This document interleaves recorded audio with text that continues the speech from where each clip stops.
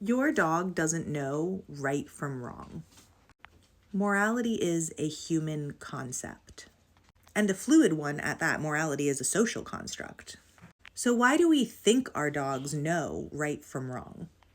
Sometimes it's because of their body language and their behavior after they've done something that we perceive as bad.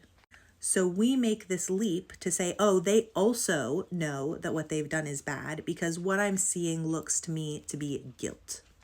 In fact, you can look up dog shaming on the internet and you will see hundreds of thousands of pictures and videos of dogs displaying the body language that I'm talking about. But that's not guilt, that's fear.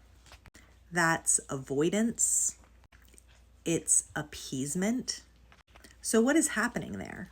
The dog is anticipating your human reaction, and it makes them feel scared, upset, apprehensive, nervous.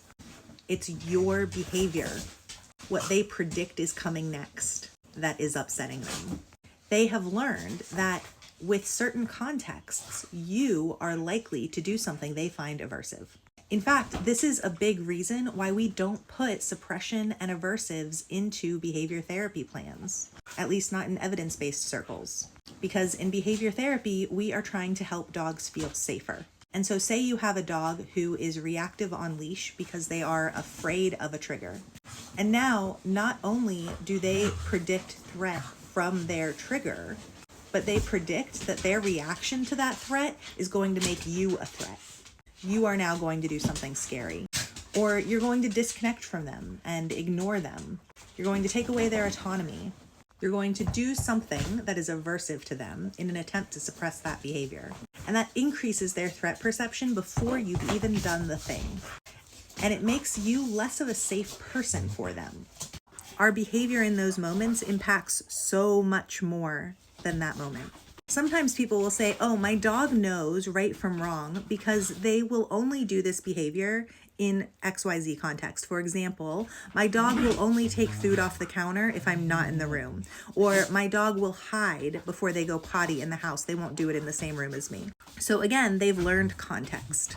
They've learned that if they go potty in the room with you, or if they take something off of the counter when you're in the room, something bad happens. And it's worth noting that that something bad doesn't have to be malicious or intentional. I've heard some trainers recommend that when you're potty training, you don't even clean up the mess in front of your puppy because the disgust on your face could be aversive and stressful for some dogs.